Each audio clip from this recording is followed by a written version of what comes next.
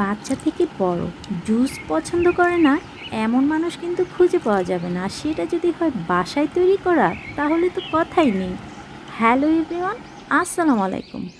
আজকে আমি fresh orange জুসের রেসিপি আপনাদের সাথে শেয়ার করব। বাজারে প্রিজারভেটিভ যুক্ত জুস খাওয়া থেকে বাসায় এই হেলদি জুস আপনারা অবশ্যই করে খাবেন এবং এটা সংরক্ষণ করেও রাখতে পারবেন।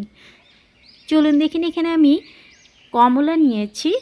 আপনারা আপনাদের পছন্দ মতো কমলা নিয়ে নেবেন, যতটুকু জুস করবেন। প্রথমেই আমি কমলার উপরের যে পাতলা একটা খোসা থাকে সেটা নিয়ে নেব। ভিতরে যে সাদা অংশটা আছে ওটা কিন্তু আমি নিচ্ছি না, একদম উপর থেকেই যে পাতলা খোসাটা থাকে সেটাই আমি নিয়ে নিচ্ছি। আমি দুটা কমলা থেকে এরকম করে পাতলা করে খোসাগুলো নিয়ে নিয়েছি। এখন আমি এই খোসাগুলো সামান্য একটু পানি দিয়ে ব্লেন্ডারে খুব ভালোভাবে পেস্ট করে নিব।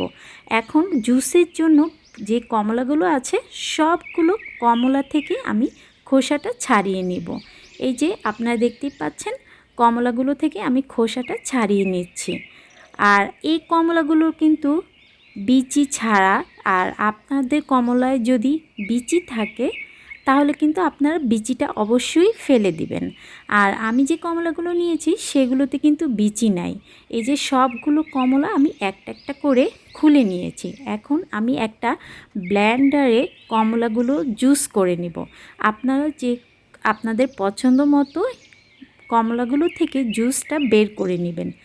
আমি ব্লেন্ডারে এই যে জুসটা বের করে নিয়েছি আর একটা ছাঁকনি দিয়ে ছেঁকে নিয়েছি, কারণ জুসের মধ্যে অনেক আঁশ ছিল, তাই আমি একটা ছাঁকনি দিয়ে ছেঁকে নিয়েছি।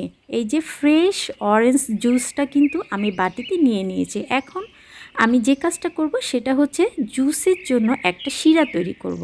একটা প্যানে আমি 1 কাপ চিনি দিয়ে দিয়েছি, আর 1 কাপ চিনিতে আমি 1.5 কাপ পানি দিয়ে দিয়েছি। তারপর চিনি আর পানিতে যখন একটা বলক চলে আসবে, আমি আগে থেকেই যে কমলার খোসাটা পেস্ট করে রেখেছিলাম, এই খোসার পেস্টটা চিনি শিরার মধ্যে দিয়ে দিব। আর এটা কিন্তু আমি জাল করে ঘন করব না, আমি জাস্ট 2 থেকে 3 মিনিটের মতো এটা জাল করে নিব। আর এটা সংরক্ষণ করে রাখার জন্য অবশ্যই আমাকে লেবুর রস দিতে হবে।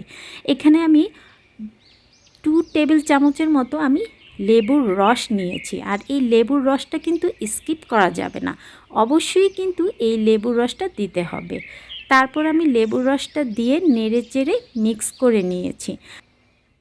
3 থেকে 4 মিনিটের মতো আমি এভাবেই চিনির শিরাটা এভাবেই রান্না করে নিয়েছি।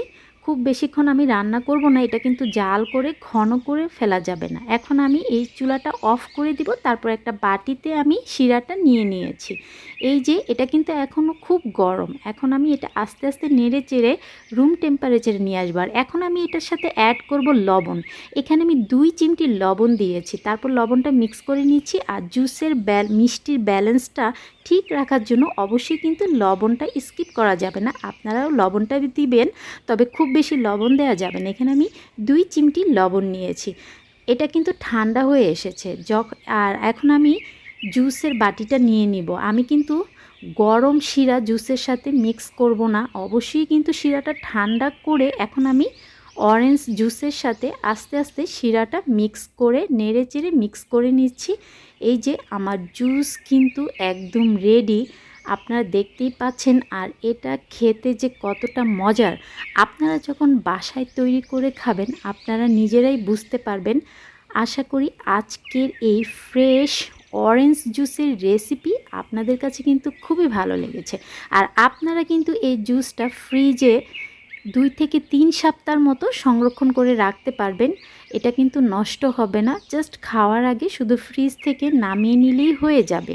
খুব সহজেই কিন্তু আপনারা এই জুসটা খুব বেশি পরিমাপে করে ফ্রিজে সংরক্ষণ করে রাখতে পারবেন। তারপর যখন প্রয়োজন হবে ঠিক নামিয়ে তখন খাওয়া যাবে। আর বাজারে প্রিজারভেটিভ যুক্ত জুস খাওয়া থেকে বাসায় কিন্তু এই হেলদি জুসটা অবশ্যই আপনারা করে খাবেন এবং বাচ্চা থেকে বড় সবারই কিন্তু খুবই ভালো লাগবে। আশা করি আজকের এই হেলদি অরেঞ্জ জুসের রেসিপি আপনাদের কাছে ভালো লেগেছে। ভালো লেগে থাকলে আমার চ্যানেলটি সাবস্ক্রাইব করে আপনাদের ফ্রেন্ডস এবং ফ্যামিলির সাথে শেয়ার করবেন। সবাই ভালো এবং অনেক সুস্থ থাকবেন। আল্লাহ হাফেজ।